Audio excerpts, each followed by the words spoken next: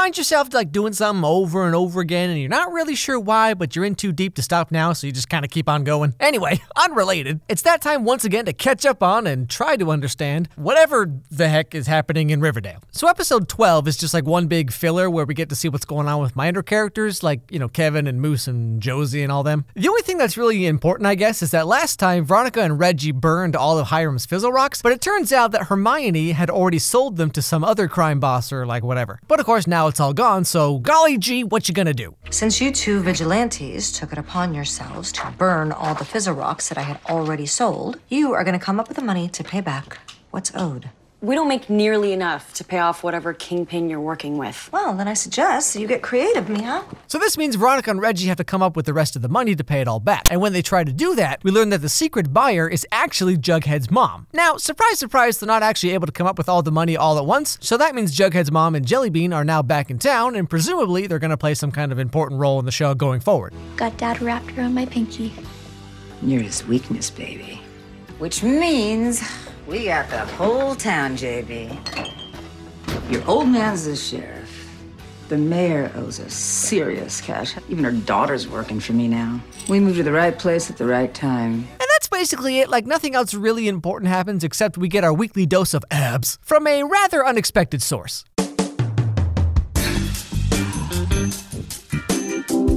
Riverdale just kind of confuses me sometimes. Not sometimes, literally all the time. But I mean, like having a show about teens in high school, Archie's always taking off his shirt every chance he gets. Like, I get it. Okay, whatever. At this point, I mean, like, it's basically a running gag. Oh no, Archie, things are looking real bad. How are we gonna get out of this? What the heck are you doing? Give me a second, I can't think with my shirt on. But like, who is this scene for? All right, everybody. You know how our audience is just a bunch of hormonal teenagers? Because like, honestly, what self-respecting adult would watch our entire show and make like 12 episodes about it, you know what I'm saying? Yeah, so what if we took all these kids who watch our show and make them all real thirsty for a 45-year-old man, all right? I mean, nothing weird about that. But yeah, so moving on, we finally get back to the actual show. To start with, let's talk about Betty. So Betty's mom, as you know, is really into this like farm stuff, so much so that she finally decides that she's gonna get officially baptized into the farm. I'm being baptized into the farm. Sorry. You're what? Edgar says I'm finally ready. All of the women from the farm are gathering Sunday night at the new facility. Now, as you might imagine, Betty's not much of a fan of this idea, especially considering that to even get baptized, you have to sign like a drowning waiver, and something just seems a little off about this. Alice, I need to get those forms back. Oh, right. They're right here. What forms? Just boilerplate. What kind of baptism requires a signed release form exculpating the organization in case of bodily harm or death? So she ends up doing her Betty Cooper thing of snooping around and asking questions and all that Nancy Drew stuff, And since everyone else is busy doing like whatever it is they're doing, she goes to Kevin to get some help. But this is where things take an unexpected turn. Farm is a cult. The only way to get real dirt on a cult is to talk to a cult escapee. I have a list of over 30 names, all escapees. You have to help me call them. I can't help you with this. Evelyn started talking to me. She even said she'd introduce me to some cute gay farmies.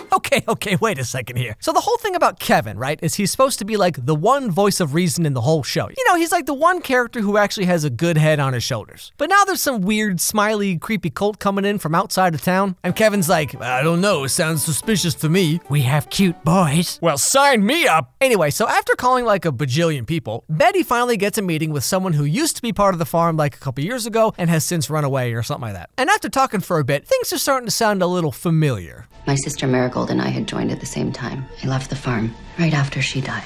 How? The farm believes that if you can get close enough to death, you'll see the truth. They claim that you have to survive an extreme ordeal in order to achieve ascension. The baptism. My sister drowned during hers. So Betty, not wasting any more time, rushes over to the farm, which is now located in the old Sisters of Quiet Mercy building, as if things weren't creepy enough already. I mean, first you got a bunch of nuns testing drugs on kids, now you got a bunch of creepy smiley cult kids. I mean, what's next? You building a Chuck E. Cheese here too? Anyway, Betty finally makes it to the farm, but she's too late. No! Stop! Get off!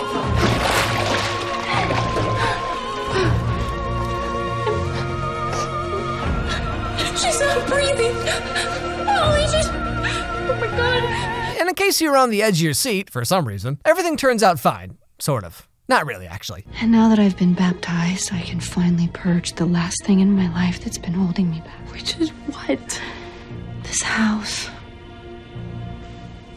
I'm gonna sell this house. Yeah, so Betty isn't really a big fan of this idea either, but you know, she's still in high school despite never actually going to school. So there's not a whole lot she can do about it. Except, turns out she actually has one last card up her sleeve.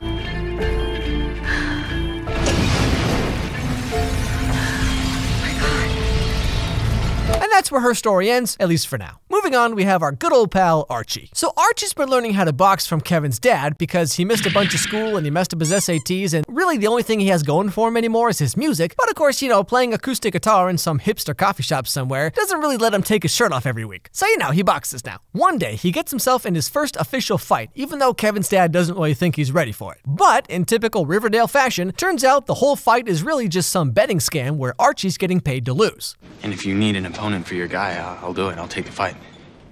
How many bouts do you have under your belt? Well, none. Well, it's your lucky day. Congrats, you just got your first fight. One condition, I need you to guarantee me that you lose. Are you serious? Throw the fight, make Randy here look good doing it. And wouldn't you be shocked to learn that Archie changes his mind at the last second and decides he's actually gonna try and fight it out. Now later on we actually get to the fight itself, and thanks to the magic of television, Archie somehow holds his own pretty well. But one thing I just can't get over about this part, okay, is like the hilariously cartoonish sound effects of the whole fight scene. I mean, just watch this.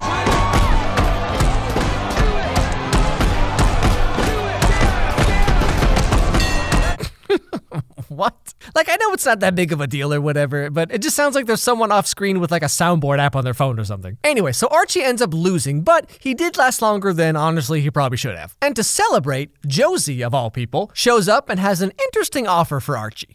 I guess you decided not to throw the fight. Oh, well. It's a win in my book. Do you want to maybe go get a milkshake at Pop's? Celebrate? Unless you have a better idea. Do I have a better idea? I mean, come on, why else do you think I brought my Yu-Gi-Oh cards? And finally with Jughead, his mom convinces him, or tricks him I guess, into absorbing the gargoyles into the serpents. But then, shockingly, it devolves into your typical Peter Pan, Lost Boy, YA fiction, dystopian power struggle thing. I should have beaten you over the head with that branding iron by the chance. All right! Back down, both of you, right now! Whatever bad blood existed between the serpents and the gargoyles, it's over. We're all serpents now. I play by a different set of rules. Does that include not taking showers? Because I mean, I'm just saying, you're kind of starting to look like what if Aladdin wished his armpit became a person. Now, I don't really mention Cheryl all that much anymore because really all she does now is just like wherever she is, whatever she's doing, she turns everything into some like sappy sweet nothing for Tony. Like, I mean, it's actually kind of impressive how obnoxious she is now. The sweet, sweet revenge I'm going to get on Mumsy, hopefully with a little help from you and your trusty camera. Oh, shutterbug of my dreams. Something wrong, Montresor? What's going on with you, TT? Has my beauty rendered you silent?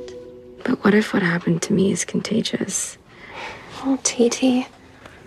Ship's fever couldn't keep me away. Can you imagine actually dating someone like this, though? Aw, man, I got a paper cut. I would suffer 1,000 paper cuts for you. I'm kind of tired. I didn't sleep so well last night. I would stay awake for 1,000 days just so I never had to look away from you.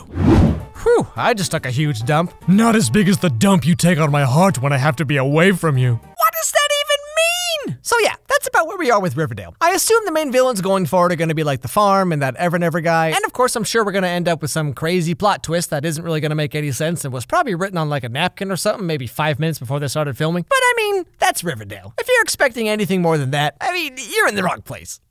Hey, guess what? We got a whole bunch of new Riverdale merch in the store right now, you guys. We got some Southside Serpent leather jackets in black and pink, of course. We got these neat little jewelry things with the Serpent logo or Pop Steiner logo. We have a whole bunch of new t-shirts. Again, we got the Serpent logo, we got the Bulldogs logo, we got like a whole bunch of other styles, so check that out. We even have some new Serpent backpacks with 10 different styles and colors. Not to mention all of this stuff in the store. And a lot of it's on sale right now, so use my link down below and check it out for yourself. You're not gonna wanna miss this.